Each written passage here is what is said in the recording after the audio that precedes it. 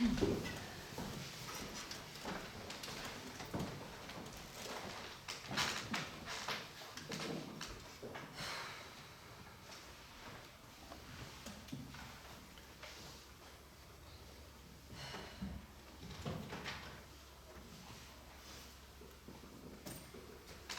morning. Welcome to 82 Cafe. What can I get you today? Well, we're a cafe. We have just about everything you could imagine a cafe would have. Coffee? An Americano, perfect. What size? 16 or 20 ounces. We don't have venti. This big or this big? This big. Okay. 20. Yeah, so how do you like Gettysburg so far? Yeah? Oh yeah, I love the cemetery too. Oh, would you like any flavor shots with your coffee today? We have all the usual, vanilla, hazelnut, chocolate, lavender. It's floral, yeah. Vanilla, great. Me, I go to Gettysburg College. Yeah, I lived here for like 5 years. Oh, I study theater. Yeah, I'm gonna go get my master's degree in Prague, hopefully. We'll see about that, I guess. After?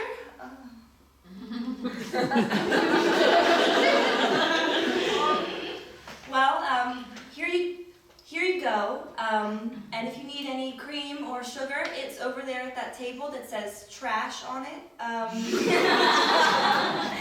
The trash is in the table. It's not a trash table. It doesn't matter. But the flavor shot is already sweet, so you might want to taste it before you put it in there, okay?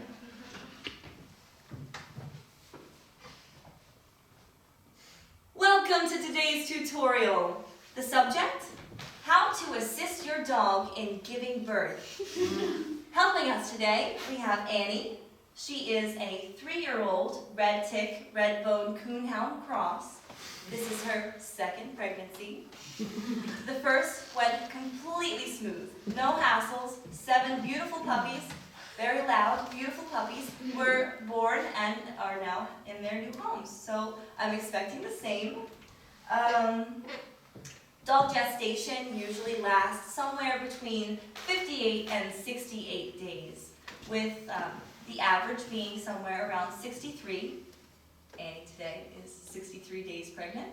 And when you have a smaller breed, they tend to be on the earlier side, larger breeds later, because the smaller ones have less room for the growth in there.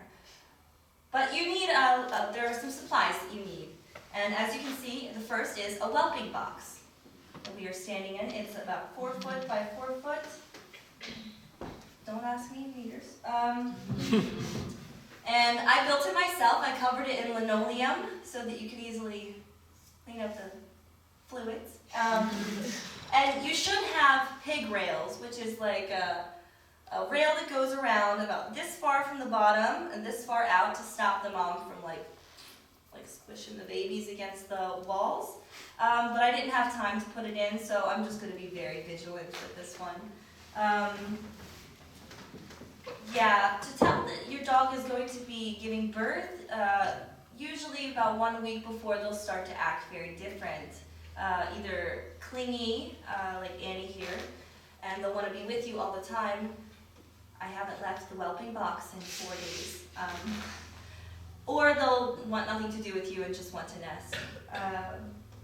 About that same time that you see this behavior change, you'll want to start taking your dog's temperature rectally every day, at least once a day, maybe twice, because you're looking for a drop of 1 degree in temperature that will indicate that the birth will happen within 24 hours. This just happened with Annie. It's 9:13 p.m., so buckle up. The list of supplies that you need for the actual birth.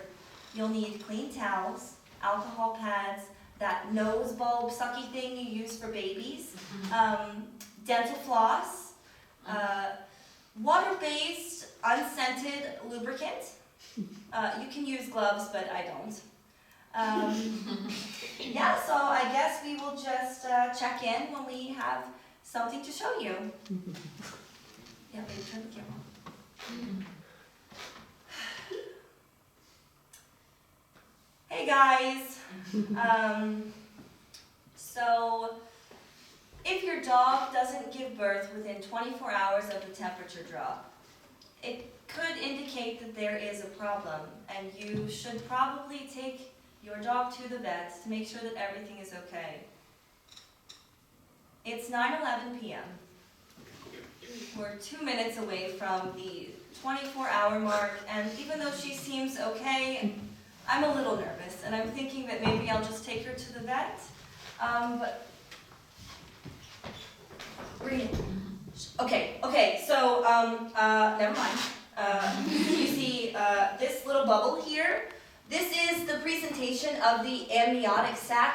Do not pop it. It's the only way the puppy can breathe before it actually comes out into the world and breathes real people air, dog air. Usually they can do everything on their own, and it's normal to see the nose or the butt. That's called a breech birth, as long as no one is struggling.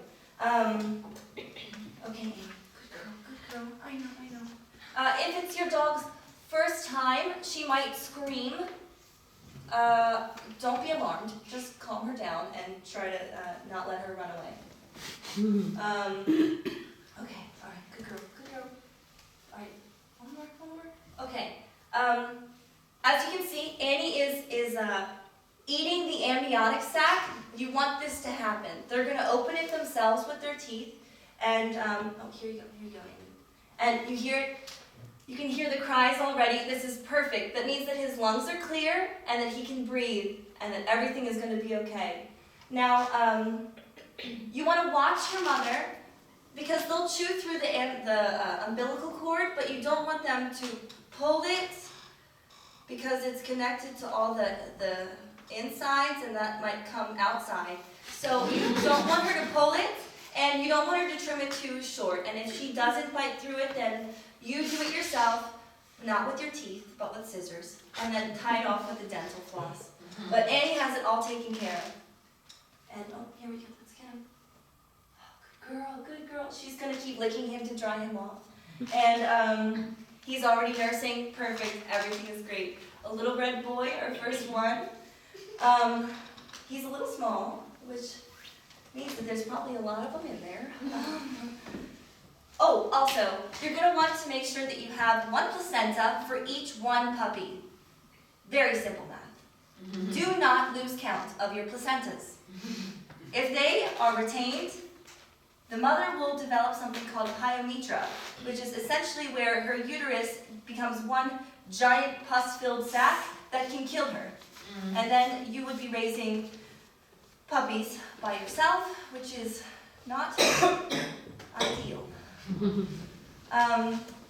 It's normal for them to eat them. Some breeders don't like for their bitches to eat, their female dogs, to eat all of their placentas because they might get diarrhea and throw up. But I just figure I'll let nature take its course and deal with the aftermath. But yeah, exciting stuff. So we have our first birth, everything's great. I will check back in when we have our next one. You had to wait until the last minute, huh? Hey guys. Our little pup, our first little boy, is doing well. But Annie has been actively pushing now on this second pup for about 30 minutes. And I'm starting to get a little nervous because I haven't seen any presentation of the amniotic sac or anything, and she seems to really be straining. And it's been about an hour since the last puppy was born. So I think I'm gonna have to go in.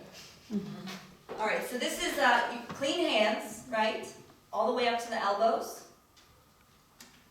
Then you take your your unscented water-based lubricant, and you put it on up to the elbow. I've never done this before, but I've seen it online. And I worked as a vet tech for like 4 months, so it's probably gonna be okay. Okay, all right, Annie, can you come here and hold her? Just come around, yeah. I know, Annie.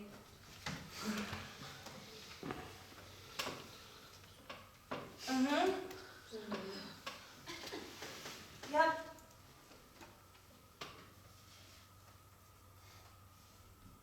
Ah, I feel him. Shit. He's huge. Okay.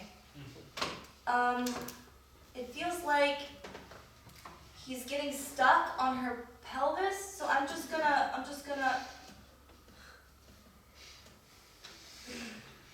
Alright, wait for a push. I know, Annie, I know. Alright, okay, one more. Okay. Alright. Holy whoa. Okay, alright, well, that's the biggest puppy I've ever seen. But he's crying and he's breathing and she's doing her, yeah.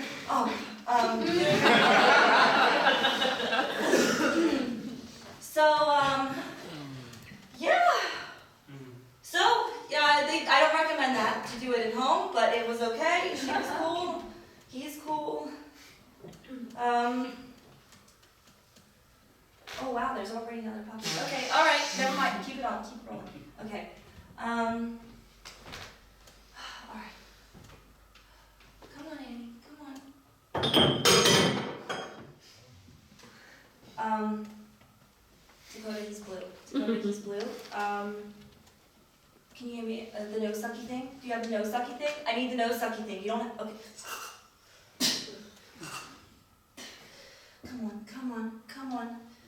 Come on, little guy. Come on. Please, no, I need you to breathe. I know, Annie, I know. Shit.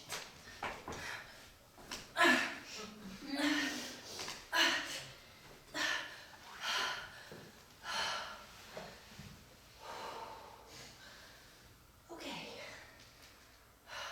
All right. There you go, Annie.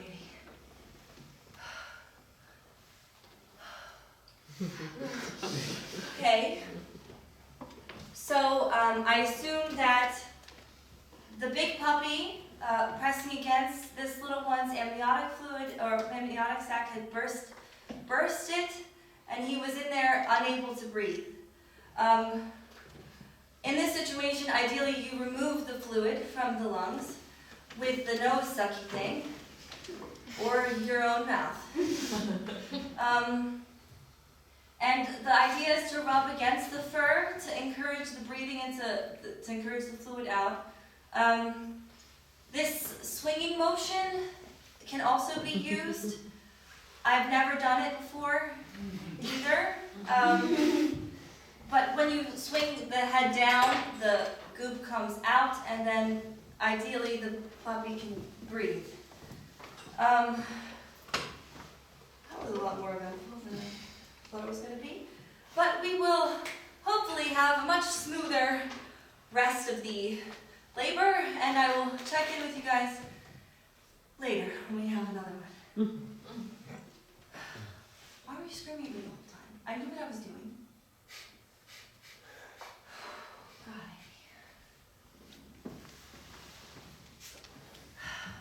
Hey guys.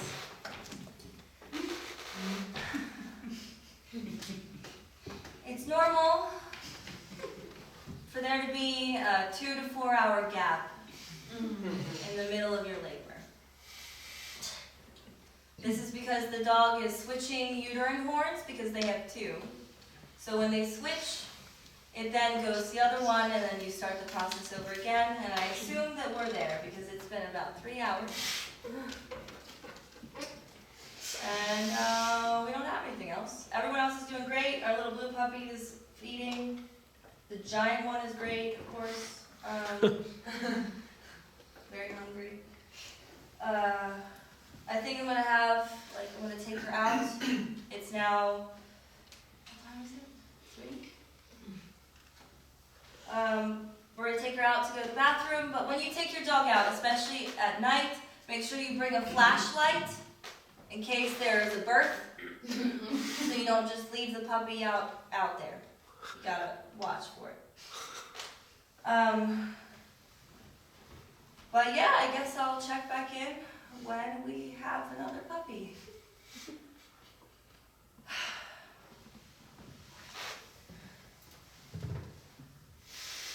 Hey guys,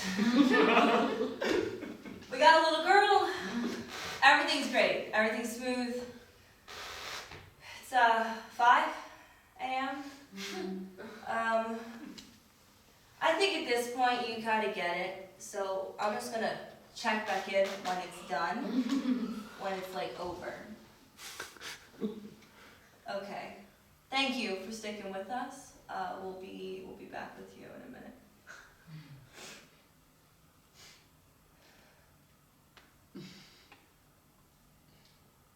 Hey guys. We have 9 beautiful puppies. 4 of them are really small, and 5 are big. So I assume she must have ovulated twice, and the little ones are just a few days younger, so they're fine. Everyone's cool. They're just a little small. Yeah, but she's sleeping. We have all placentas accounted for. Everybody's eating. So I hope that was helpful for you guys. It's now 7:30 a.m.